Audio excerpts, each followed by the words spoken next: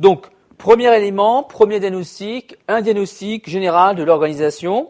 Il faut prendre en compte l'idée de la démarche, une idée de la démarche, à savoir déterminer au niveau de l'organisation les différentes alternatives stratégiques réalisables. Le but principal est de mettre en place une stratégie, on est bien d'accord, une stratégie soit sur l'ensemble de l'entreprise, on parlera de groupe, soit sur un DAS, un domaine d'activité stratégique. Nous verrons ensuite que la notion de DAS est un petit peu battue en brèche par tout ce qui est notion, c'est-à-dire de pôle de compétences. Donc, déterminer une alternative stratégique réalisable liée, si vous voulez, au diagnostic concurrentiel. Donc, l'idée principale, on a déjà vu le diagnostic concurrentiel pour ensuite déterminer, si vous voulez, cette alternative stratégique. Pour cela, il faut connaître l'ensemble des forces, si vous voulez, de l'organisation. Quelles sont ces forces à connaître? Eh bien, tout simplement les forces opérationnelles, on est bien d'accord, financières, techniques, commerciales, humaines et organisationnelles, à savoir la structure de l'entreprise. Donc, nous avons ici une démarche relativement rationnelle. Il faut donc connaître, si vous voulez, l'état de toutes les ressources de l'entreprise, puisque j'allais dire que les performances des entreprises résident davantage sur la maîtrise d'un métier, on est bien d'accord, plutôt que sur la nature des activités en question. Un métier permettra d'avoir un socle qui nous permettra ensuite de déterminer, si vous voulez, une articulation de l'activité, alors que l'activité en elle-même a besoin donc d'un métier. Donc, il est nécessaire d'avoir, pour cela, des informations donc sur plusieurs dimensions de l'organisation, à savoir les moyens matériels d'action, les ressources humaines et la structure de l'entreprise. C'est pour cela que l'on va faire donc ce diagnostic donc interne, matériel, humain, structure. Ainsi, les audits peuvent être menés au sein d'une organisation. Le but est d'évaluer, toujours cette notion intéressante, les forces et les faiblesses de chaque fonction, chaque service de l'organisation. Et nous connaissons depuis Porter qu'il existe des fonctions principales et des fonctions secondaires. Il faut mettre ensuite en place, si vous voulez, des processus d'amélioration de fonctionnement de l'organisation. Donc, c'est une démarche. Nous avons vu un diagnostic concurrentiel à l'externe. Il faut envisager ensuite un diagnostic de l'organisation en interne pour ensuite déterminer les opportunités que l'entreprise pourra réaliser grâce à cet audit interne. Il faut prendre en compte les fonctions de base de l'organisation. Et ici, si vous voulez, il faut envisager ou apprécier les atouts et les handicaps donc des trois fonctions de l'entreprise, et cela sous forme, si vous voulez, de questionnement, de questions. La première fonction, la production, nous verrons ensuite le commercial et enfin le financier. La production par rapport à cette prise en compte, je le répète, de la fonction de base de la production, à savoir la capacité, quelle capacité de production je vais mettre en place, quelle qualité je vais prendre en compte, quelle flexibilité d'adaptation je vais obtenir, quel stock et flux je dois avoir, la composition, quelle est la composition des immobilisations corporelles et incorporelles, et enfin, quel investissement matériel et immatériel je dois mettre en œuvre. On a ici, si vous voulez, un questionnement sur la fonction production pour déterminer les atouts et les faiblesses, les handicaps de l'entreprise. Ensuite, il faut envisager, si vous voulez, tout ce qui est appréciation de la fonction commerciale. Quel potentiel je vais mettre en place de ma force de vente? Quel réseau de distribution je vais mettre en place?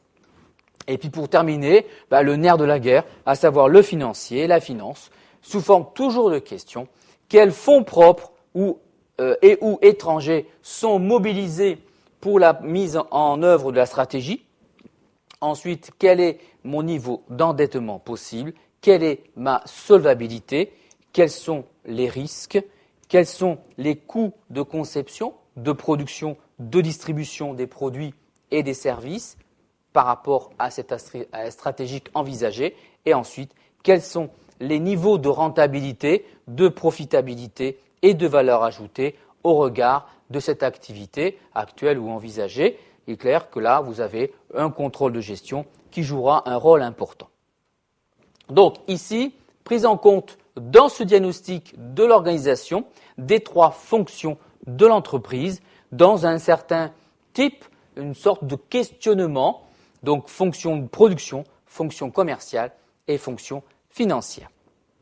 À côté de cela, si vous voulez, vous avez une valeur intrinsèque de l'entreprise.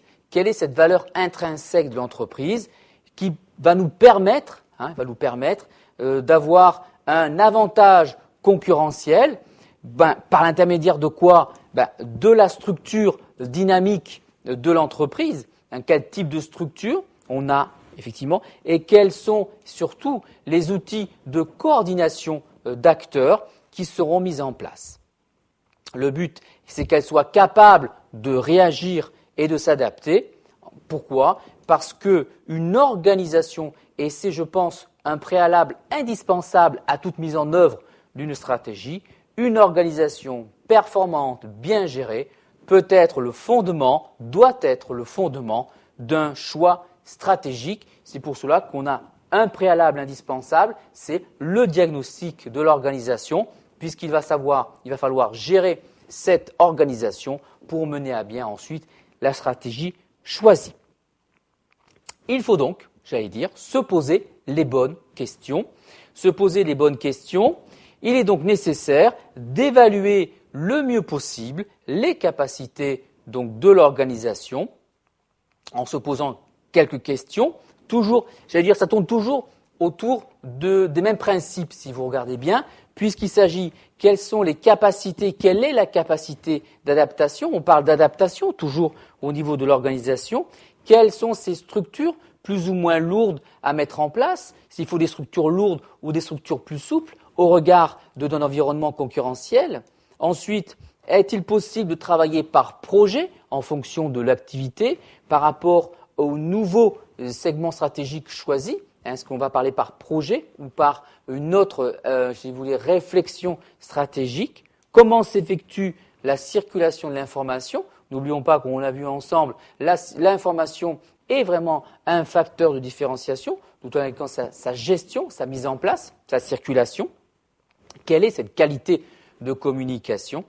Quels sont les atouts et les handicaps des systèmes d'information, bien entendu, par rapport au segment choisi, au domaine déterminé? Tout dépend également de savoir quel type de stratégie on va mettre en place, une stratégie globale ou une stratégie par DAS. Et ensuite, quel diagnostic peut-on porter sur chaque fonction?